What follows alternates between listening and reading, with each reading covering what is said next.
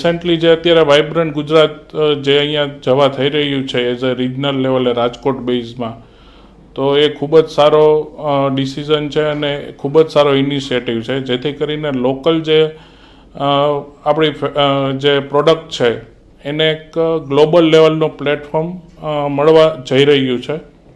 એ સિવાય અત્યારે જે વાઇબ્રન્ટ ગુજરાતમાં એક્ઝિબિશન જવા થઈ રહ્યું છે, તો એમાં પણ અમે પાર્ટિસિપેટ કરેલું છે.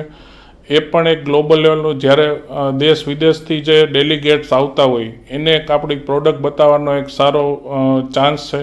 100% જે પણ લોકો એમાં જોડાવા માગતા હોય તો એને આ જે ઓપોર્ચ્યુનિટી છે એનો આપણે લાભ લેવો જોઈએ. આજે ઘર આંગણે જો આટલો મોટો ઇવેન્ટ થતી હોય અને બહારથી લોકો આવતા હોય તો 100% આપણે અહીંયાથી એનો લાભ લેવો જોઈએ. ગવર્મેન્ટે જે આ વાઇબ્રન્ટ ગુજરાત એક રિજનલ લેવલે સ્ટાર્ટ કરવાનો એક સારો પ્રયાસ કર્યો છે, તો આનાથી જે પણ રાજકોટમાં અથવા તો સૌરાષ્ટ્ર આખામાં જે કોઈ ઇન્ડસ્ટ્રી છે એનો એક ખૂબ જ સારો મોટો બેનિફિટ મળશે. પોતાની જે પ્રોડક્ટ છે એ રાજકોટ કે સૌરાષ્ટ્ર લેવલે જે બનતી હોય એ આજે દેશ વિદેશથી બહારથી આવતા લોકોને બતાવવાનો એક બહુ સારી ઓપોર્ચ્યુનિટી છે.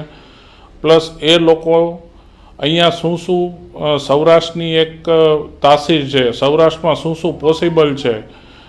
સૌરાષ્ટ્રની વાત કરીએ તો ઇન્ડસ્ટ્રીઝ લેવલે ઘણી બધી ઇન્ડસ્ટ્રીઝ અત્યારે અહીંયા છે. સાયકલથી લઈને એરક્રાફ્ટ સુધીના કમ્પોનેન્ટ અત્યારે રાજકોટમાં બની રહ્યા છે. તો આ એક સારી ઓપોર્ચ્યુનિટી છે કે આપણે એ લોકોને બતાવીએ કે સૌરાષ્ટ્રની ઇન્ડસ્ટ્રીઝ કેવી કેવી પ્રોડક્ટ બનાવે છે. અને સરકારના આ પ્રયત્નથી સૌરાષ્ટ્રની ઇન્ડસ્ટ્રીઝને ખૂબ જ સારો બૂસ્ટ મળશે. પ્લસ જે લોકોને ઇન્ડસ્ટ્રીઝ અથવા તો ટેકનોલોજી લેવલે કંઈ રિક્વાયરમેન્ટ હોય તો એ રાજકોટ અથવા સૌરાષ્ટ્રના ઉદ્યોગકારોને એ પૂરી પાડવાનો બહુ સારો મોકો છે અને એનો બેનિફિટ મળશે.